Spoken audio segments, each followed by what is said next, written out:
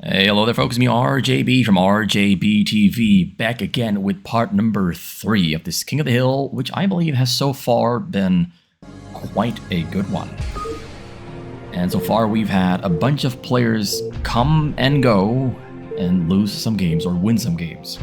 Currently, Luckyback, still on the board, has won, I think, 3 games in a row, so he's going into game number 4. He's going to be playing against SH. Also known as Ryan Teacher by a lot of people, but the name Ryan Teacher was too long to put into the title or into the starting screen. Like, I put it in the starting screen, SH. Putting Ryan Teacher there would have been too long. He's known by multiple names, Ryan Teacher and SH. And yeah, this is a game between 2 players who are now retired. They're gone from StarCraft. This game is from 2019. Actually, multiple players that are in this King of the Hill series actually retired.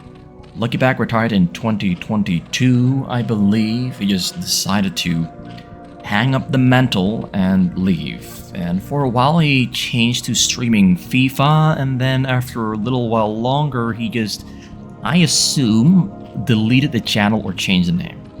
I just cannot find the channel anymore. Looking with the name Luckyback in Korean, it just doesn't show the channel on YouTube anymore. It's gone, which is sad. But yeah, he just lost the passion. He just lost the passion. What he specifically liked about StarCraft streaming culture and the top level players and the top level culture was playing with his friends, playing with the other top level players in 3v3, 2v2, or 1v1. But the other top level players kind of started playing a public 3v3 pretty much all the time, pretty much only playing 3v3 publics. And Luckyback just didn't like it that much. He thought it was boring. So he quit. He quit because people started doing other stuff.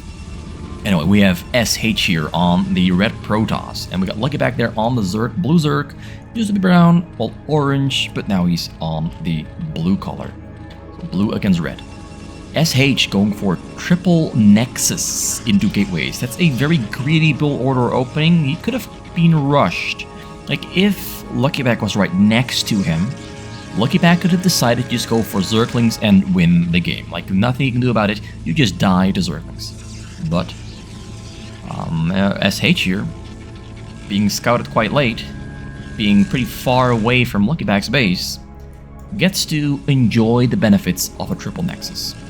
Into gateways, cannon on the way, no gas there yet, no cybercore yet.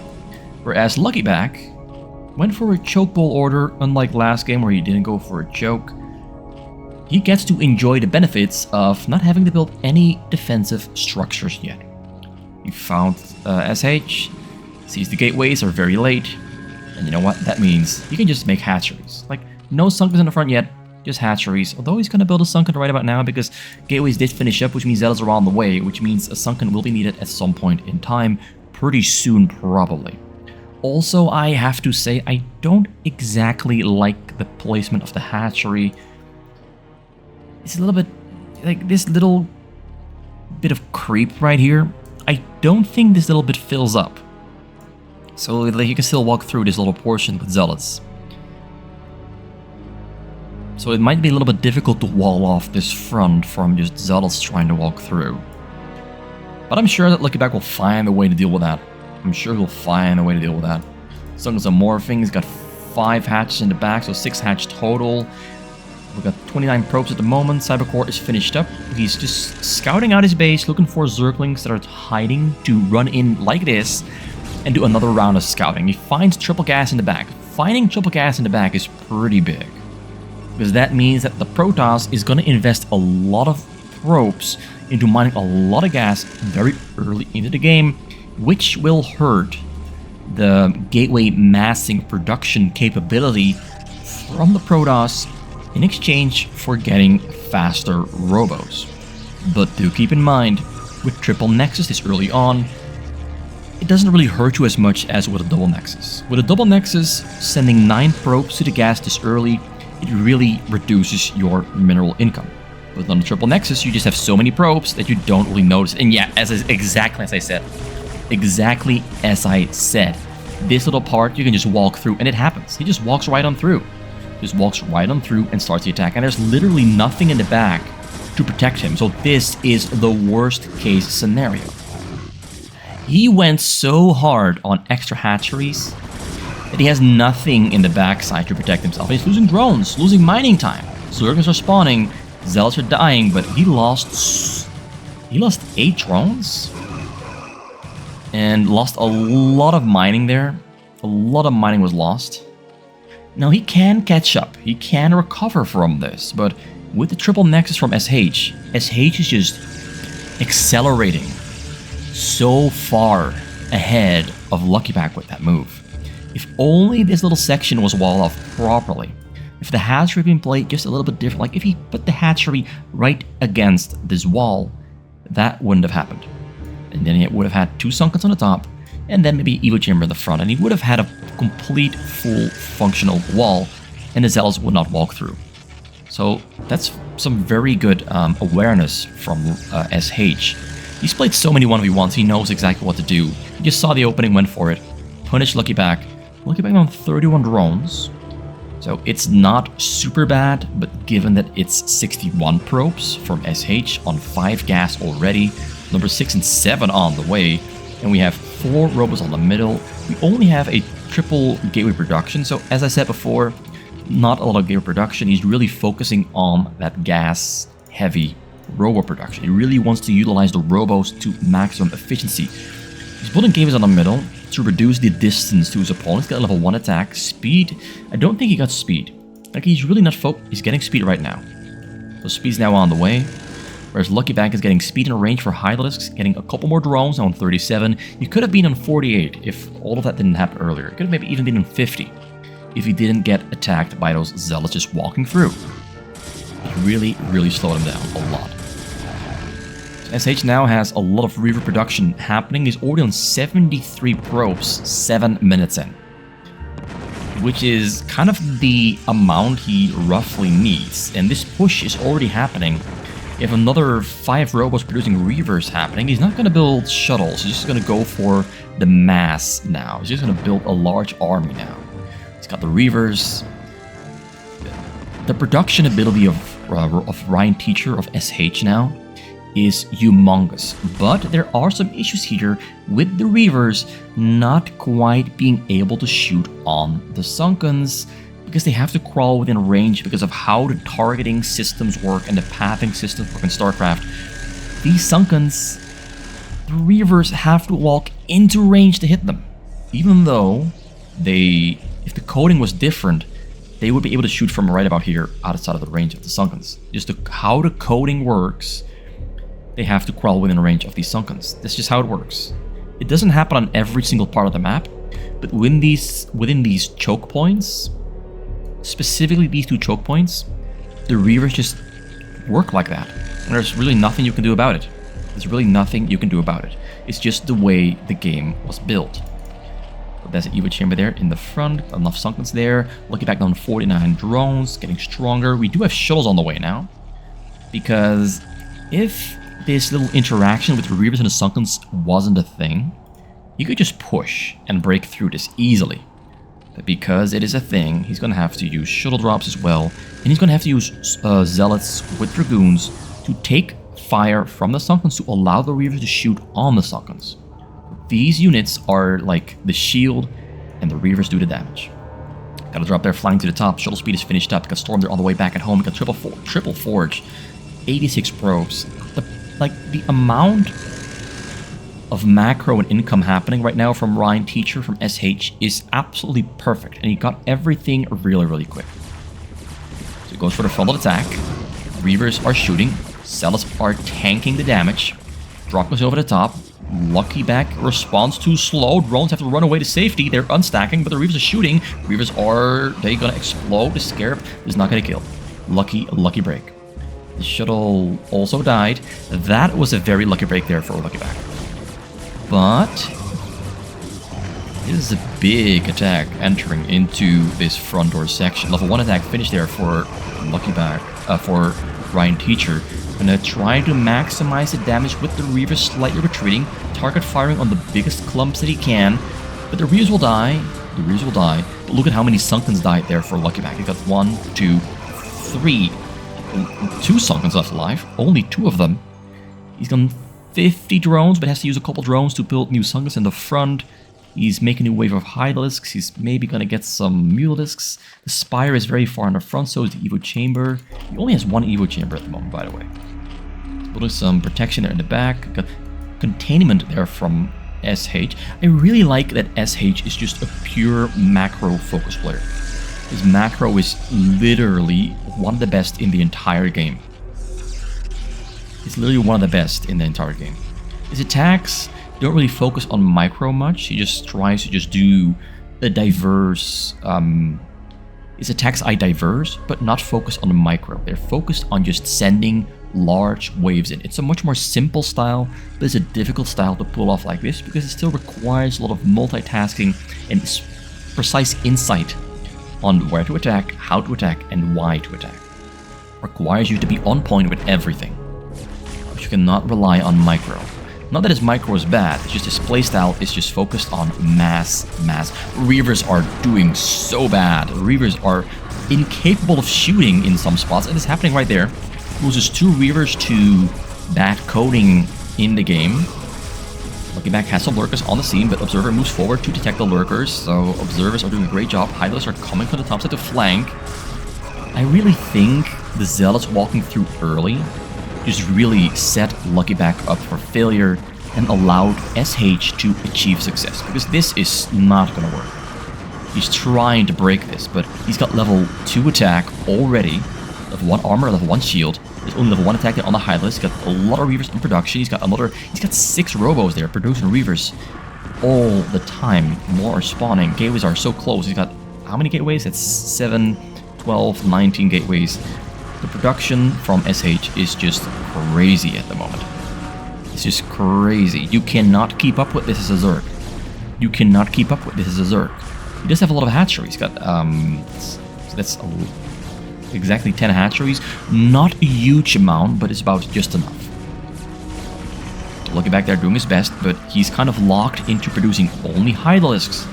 He cannot produce any drones. And he has to use some drones for the minerals to build Sunkens, which will reduce the amount of drones mining minerals. But this is just a terrible situation. Like, the economic advantage for SH is just way too big.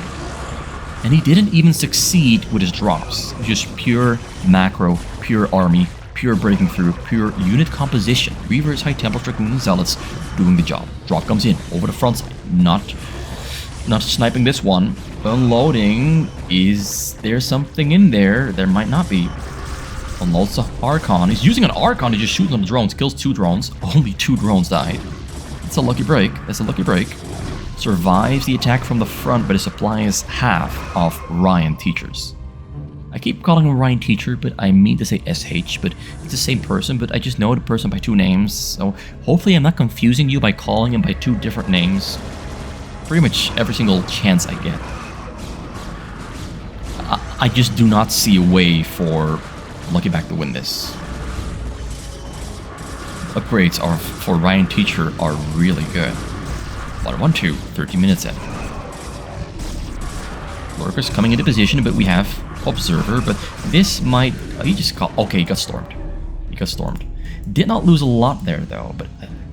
I gotta see how much he lost. Let me just rewind a little bit and see exactly how much he lost to that drop in the back. I just gotta know, what did he lose? Where did the drop come from? This one is this one. What is it? A Reaver. Let's follow the Reaver. We were watching the front, but the Reaver is the important part. This decisively ended the game. So he comes in, unloads the Reaver somewhere. Drones. Okay, he killed a lot of drones. Unloads the Reaver, shoots the Scarab, 15 kills. That pretty much that's just the end of the game. He didn't kill all of it, but now we have a 54 worker difference. We have an army difference, huge supply difference. We have Ryan just breaking through this front part. He's got a lot of Dragoons, Zealots, and whatever on the way. Reavers are spawning very soon as well. Upgrades are already almost on 3 attack, 2 armor. It's just an overpowering macro power, overpowering macro force, a macro monster. SH takes down Luckyback, which means we're going into the next game, and Ryan Teacher stays in the race. And we're going to swap Luckyback out after he played 4 games, won 3, lost 1. Now it's time for the next player on the line, and it is in fact going to be Burgersasu entering the arena to take down Ryan Teacher. Ryan Teacher and Burgersasu have hundreds of games played against each other. Like specifically in 2019 alone, I have about, I'd say 150 replays between these two. About 150, maybe a couple more than that. Like this only from 2019 alone. They've played after 2019 and before 2019. So there might literally be 500, 600 games between these two players. So they know each other quite well. They know each other's strengths and playstyles. So Burgersasu there at the top. So far we have seen, let me just really quickly write this out for you guys. Right below this. So we have had, I think we had Burgersasu in game number 1. He lost. Then we had 458. My memory is really bad. As you can see, my memory is really bad. We've had these players play so far. Burger, 458, Nuagabr, and Luckyback. We've had those players so far on the board. Okay, let me just quickly remove that. And let's focus on the game. SH on the yellow Protoss, bottom right of the map, goes for a Nexus first. Is he going to go for a triple or is it going to be a double? Whereas Burgersasu goes for Barracks, Supply Depot, Barracks. And he's going to scout with that SCV and maybe build another barracks with this one or start mining. It's a 2 barracks build order. Scouting the middle very quickly. Or maybe he's going to immediately scout a choke. He's going to scout... kind of scout the middle. If Ryan Teacher was going for a mid-gate, he would probably have built his pylon right there, and the gateway is right about here, or just in any configuration around the pylon. He might have seen the gateway with the SCV if there was a mid-gate. Ryan Teacher sometimes does like to go for a mid-gate Protoss, but Burgersasu is planning on rushing and builds a bunker there in the front. We've got the Marine there on the way. Cancels a barracks. He's gonna go for armories. So for now, he's just forcing SH to use probes to kill the bunker. Runs in even further to see if there's an SCV coming, has to intercept units coming, because there's a chance Burgersasu went for a bunker rush, which he tried to do, but he went for a bunker rush on a barracks supply instead of a barracks supply barracks. Turns out there's nothing to worry about, but it did cost him a lot of mining time using 4 probes to defend, because he just doesn't know what's coming. He just doesn't know. He has to act as if Burgersasu is actually attempting to rush and break the choke or prevent the choke. Luckily for him, Burgersasu wasn't trying to, but it still worked. So he goes for a triple command center there. We have a triple nexus there from SH. So yes, once again, triple nexus, very risky stuff. It delays pretty much all of the methods of attacking by quite a bit. Let's say like a minute, maybe a minute and a half, because you just first of all, you delay the gas, you delay the cyber core, and then a lot of your money early goes into building probes. You do get money back from the probes because they start mining, but it takes a little while for that to happen. So you do delay everything quite a little bit. And that's why Burgersasu is going for a triple command center and goes for fast factory, because he is 100% certain that Ryan Teacher is not going to hurt him. At least not yet. He's feeling very safe. Is it risky to do this? Yes, because there's a chance that SH did not go for triple nexus and went for a triple gateway with Dragoon range instead. So Burgersasu is doing some gambling. He's doing some gambling, but the gambling is working out in his favor. Whereas SH is just playing in the safety of being Protoss. Just playing in the safety of being Protoss. Although, of course, there is a chance that Burgersasu maybe would have gone for very aggressive Terran and still trying to break through this choke. and then punish the triple nexus, because triple nexus usually doesn't have a lot of units in the early game or even in the mid game. Like the units start really coming out after 7 minutes. So before 7 minutes, triple nexus is pretty weak. So 4 gas in the back. And the same thing applies as last game. If you go for double nexus, 4 gas will absolutely destroy your own economy. But with triple nexus, you can afford to go for 4 gas because you just got so many probes happening and coming in that you don't really feel the negative side effects of going for 4 gas. This allows him to very quickly get all the technology he needs and a lot of upgrades as well. Also a proxy base being built to make sure that Burgersasu is not going to scan the robos. And the scan just came down. I heard the scans. Let me just quickly check what he scanned. So scan the backside and the front side. Sees no robos. He sees no robos. He's triple gateway. But I don't think he sees anything to really be worried about. And it's going to be proxy carriers. Double Stargate there can only be carriers. And Burgersasu already moving across the map to maybe scare Lucky back into building more cannons, maybe some more defenses. Bottom line, Burgersasu now on 36 SCVs, 48 probes there for SH, starport in the sky, on the ground. Building tank, getting siege mode. Engineering base there on the side. He's getting upgrades, so that's nice, that's nice. He's gonna probably lift it up and get vision on the high ground there. Got more... He's gonna build a proxy drop base, or is this... Not sure what he's gonna build here, to be honest. Like, if this was another Stargate, I would definitively say, yes, this is gonna be carriers from this proxy base. But this one gateway is throwing me off. He is getting armor and shields first, though, which does also lead me to believe he's gonna go for carriers. Yes, there's a fleet beacon being built there. He's gonna just go for a carrier proxy. Second cybercore as well. Is he just gonna try to get carriers as fast as humanly possible here? Got some Dark Temples to protect himself from tank drops, so he's trying to cover all of his defensive options as well. And we got a tank drop on the way. He knows the Burgersasu very, very well. Tanked up on the way. And that's more Stargates. I think this one is just for a Dark Templar to protect this. Yeah. Just for a Dark Templar to protect that proxy base. So Ryan Teacher is playing a funky build order. And I'm not sure if I like it yet. But he is doing it in a very smart way. He's covering all of his options. Also, level 1 armor has finished there for that Cybercore. Goes all the way around the map. I think that Burgersasu knows that the proxy base is being built somewhere. He just doesn't know where it is. So he sends out Marines to look for the proxy base.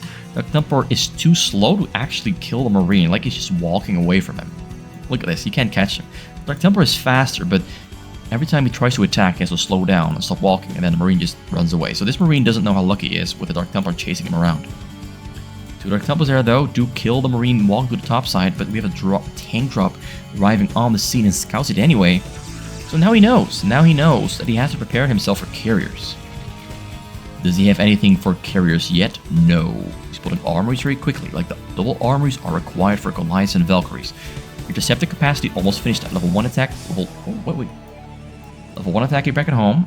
And we got the armor level 2 there happening at the proxy base. And a couple more Stargates. Gotta put the tanks on the high ground and just kill the pylons. I like this. There's at the moment nothing here that can kill the tank. So he might lose 1 or 2 pylons. Or maybe he's just gonna attack whatever he can. Goes for the cannons. He's going for the cannons. Oh, he's gonna try to kill it with the Marines. Marines are moving across the map. Gonna try to kill the Stargates and the gateways. Does he have enough scans to kill the Dark Templars? We have that's 2, 3 total. Getting more starports for Valkyries and Wraiths, I assume.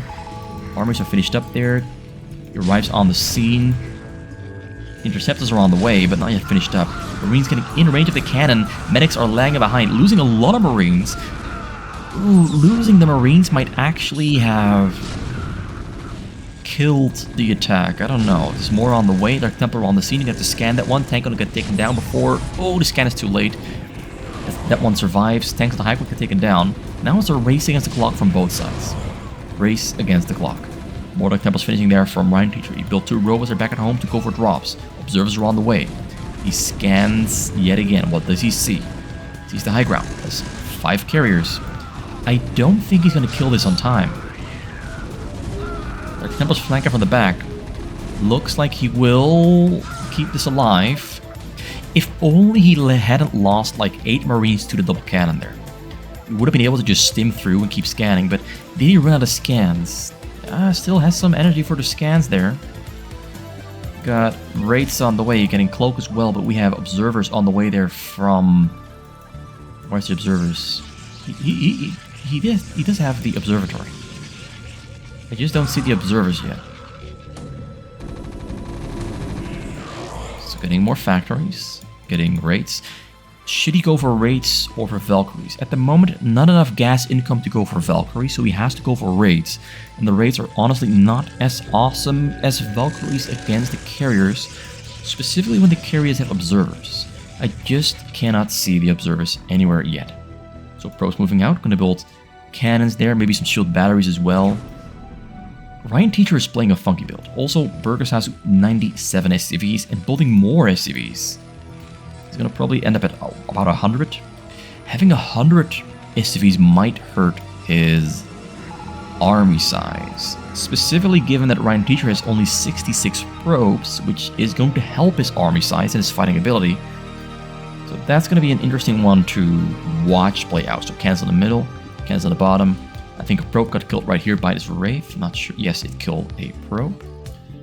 Dark Archon hiding in the corner, getting mind control. He's got armor level 2, level 3 armor already on the way. Level 1 attack almost finished up.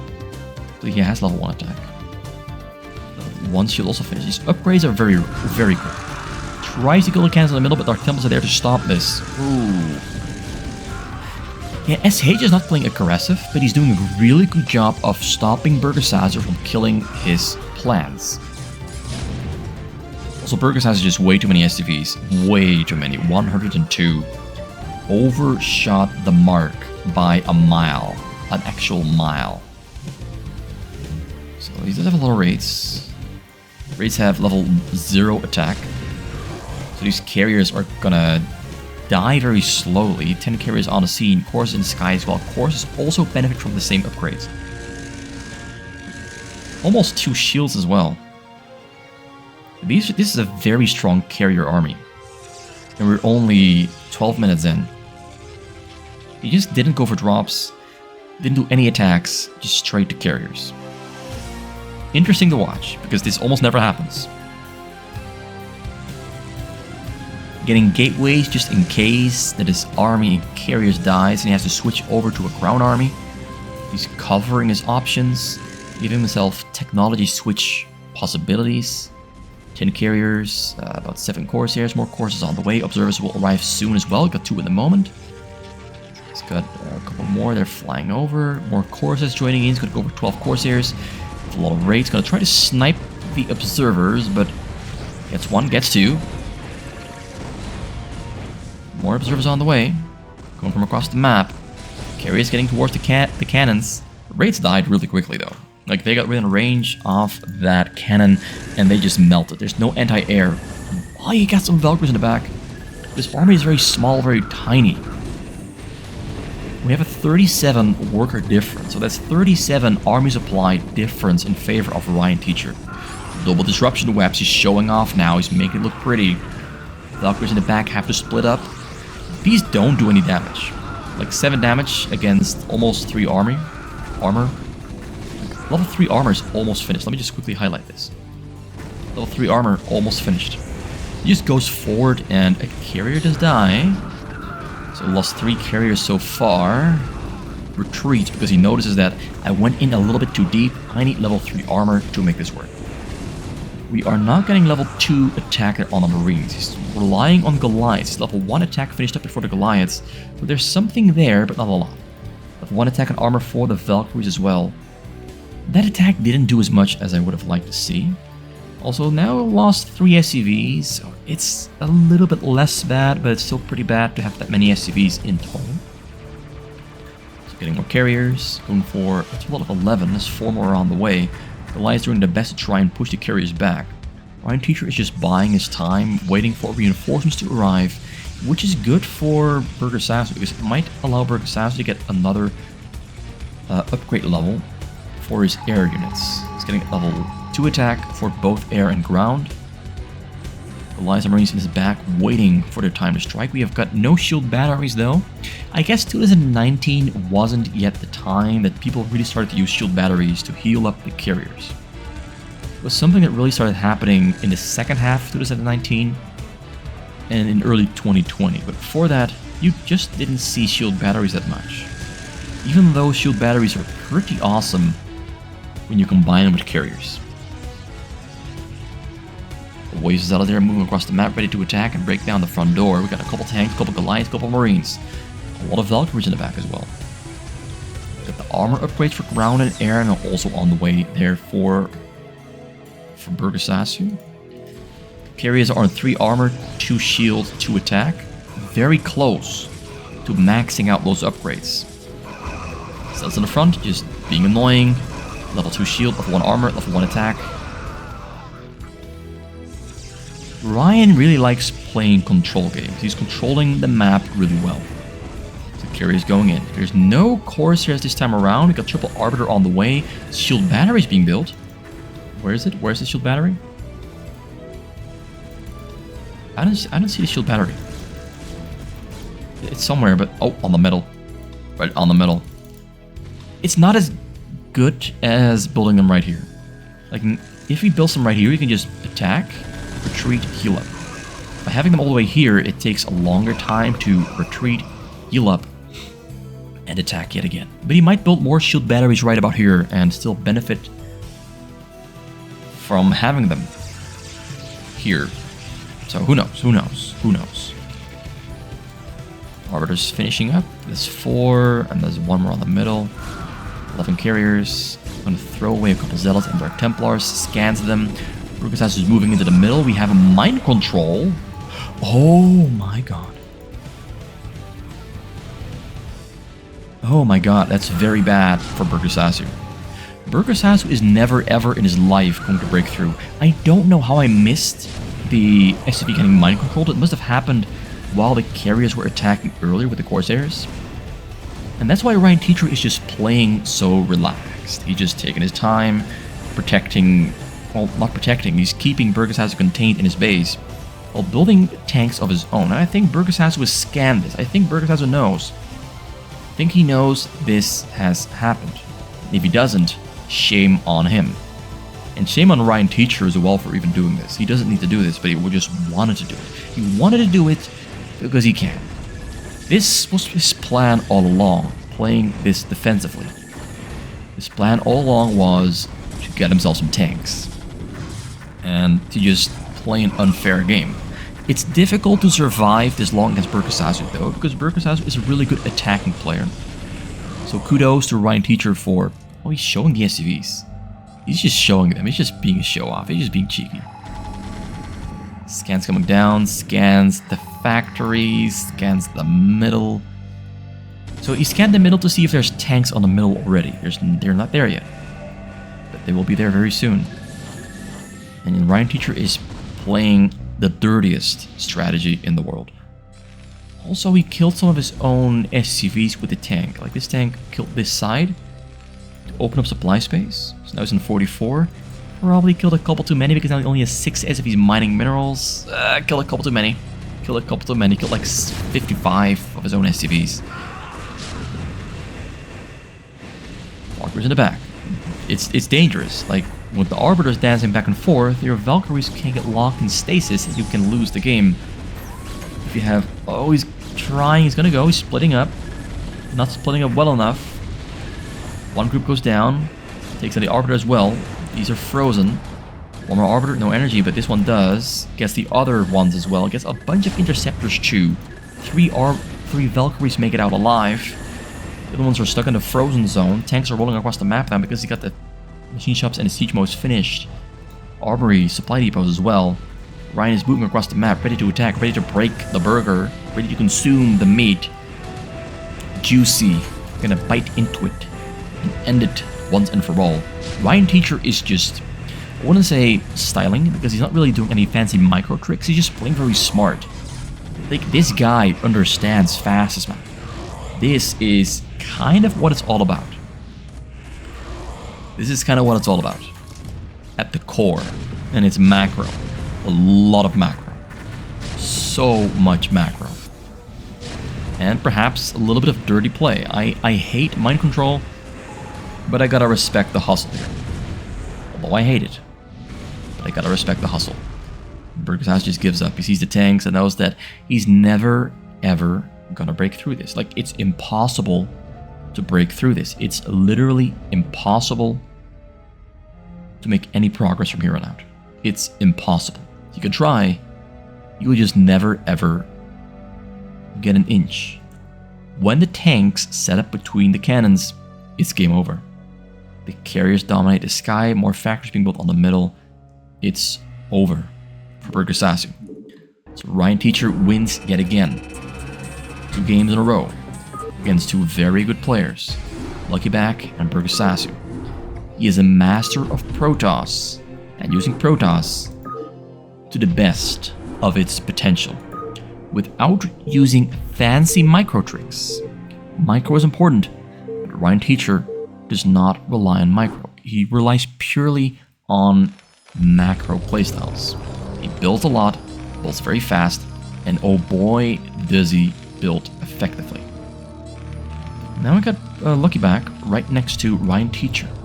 Luckyback there, let me just change the header there at the top. So we have SH against Lucky yet again. Nuagabr and 458 seem to be out of the running. SH there on the top, red Protoss. Luckyback there on the bottom, blue Terran. Right next to each other. What are they going to do? Are we going to see Ryan Teacher do a triple Nexus yet again? Or is it going to be something else like a double Gateway Nexus or Nexus Forge into a choke? What is he going to do? So far it's been double Nexus, well, triple Nexus, 2 games in a row. He won both games. Which maybe means that maybe triple Nexus is not as bad as I sometimes make it out to be. I always say that double Nexus is superior to triple Nexus, but Ryan Teacher kind of showing us that maybe I've been a little bit biased against triple Nexus build orders. Just maybe. Maybe I should give it more respect. Goes for double Gateway into a Nexus. That's what he's going to do. Just scouting on the bottom side, he's going to find Burgersasu on the first try. Burgersasu on double barracks. Scouting the map with an SCV, not building a 3rd barracks, but he might build a 3rd barracks if he scouts the correct direction right now and sees a double Gateway. Otherwise, yeah, there's a 3rd one. He didn't even scout the pylon yet. He just got scouted very early, and usually gets scouted very early. That's a sign that the enemy is probably going to try to attack you with something. So he scouts the middle first, then goes to the bottom. And I think after scouting the bottom, he's going to go to this left side.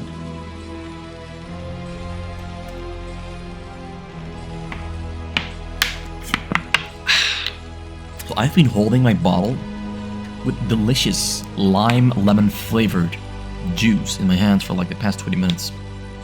Only just now did I drink from it. I've just been holding it in my hands. We got the refinery there on the way on the side. Usual stuff. But do notice, the refinery came out before the command center. That is unusual. Usually, we see command center into refinery and the Terran just relying on a marine micro to defend against the zealots. Got a probe there hiding in the corner. Probably gonna build maybe a pylon and some cannons there.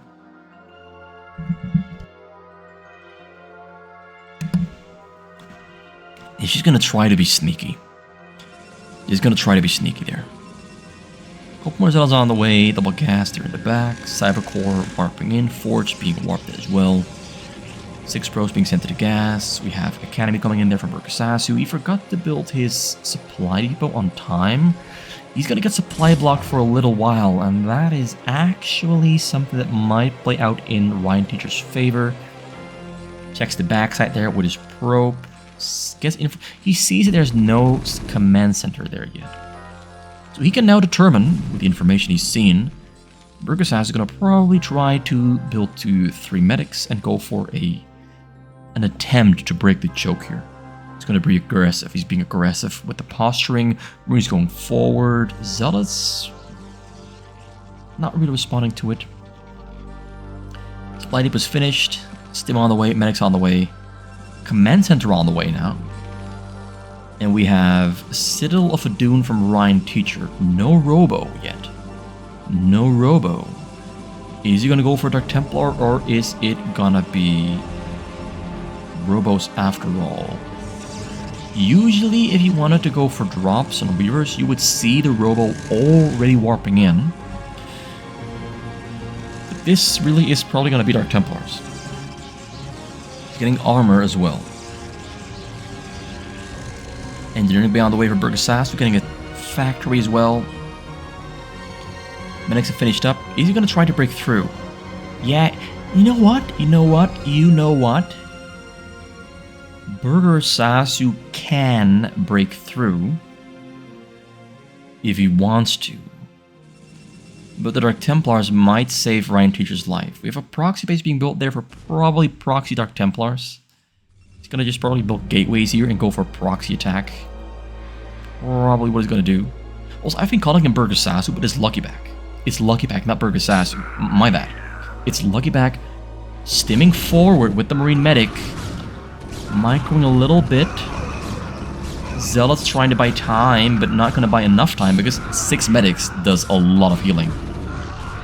But did it do enough? No. Ooh. The medics did not do enough healing. Ryan Teacher played that really well because sometimes you can see this exact same attack break through, but somehow with it dancing back and forth and attacking at the exact right time with the Zealots, he managed to prevent the cannons from going down. Sometimes this exact same attack just breaks the choke. So now the Dark Temples are hurting him. He's got no turrets. He's got a scan. Does he have energy on the scan? Yes, he has, but no turrets at the moment. Scans the Dark Templars. One Dark Templar blocks it with the medics. It died. That was really good medic micro. That was really good. That was beautiful. Beautifully done. But I really think he's just gonna go mass Dark Templars, isn't he? Are we switching over? Switching over to High Templars and Storm and armor of one almost finished up. Getting Dragoons. This is some very weird stuff from Ryan Teacher. He's gonna just walk through. Oh no. Oh, that's painful. Stims down. He almost has energy for a second scan. Almost. Not yet. Almost.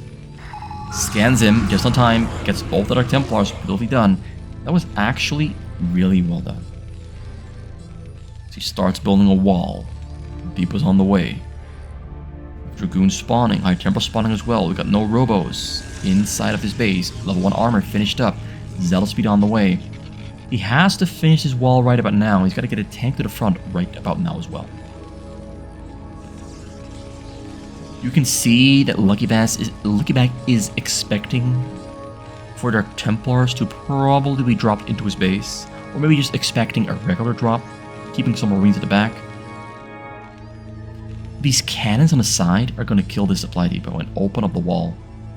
And if units move too close to this section, they are going to shoot across the hill and kill that as well. This bunker is going to get taken down.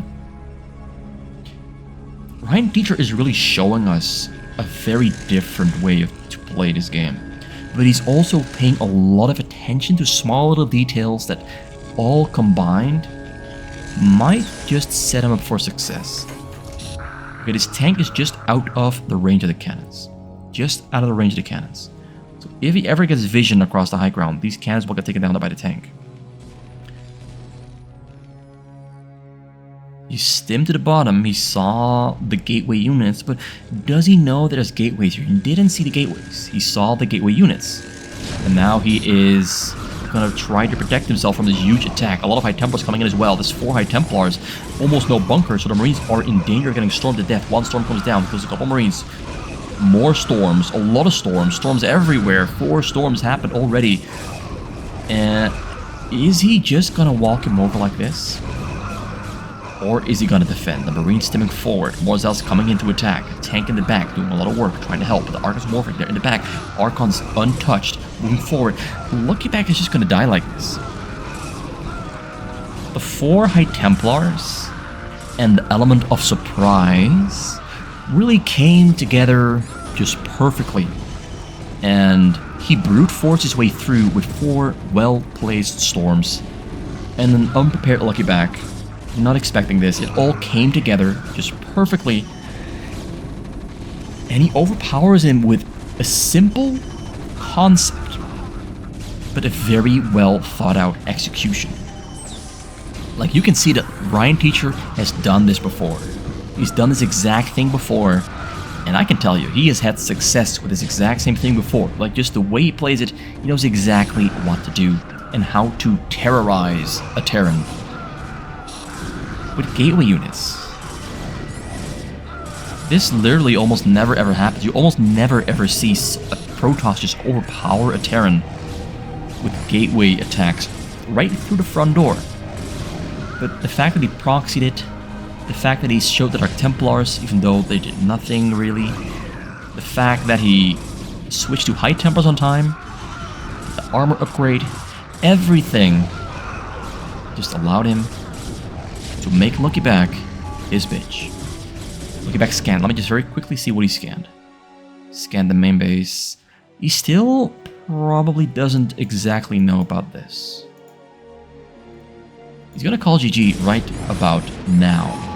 One more scan. I think he scanned the proxy base. I think he saw this. And he was like, oh, damn it.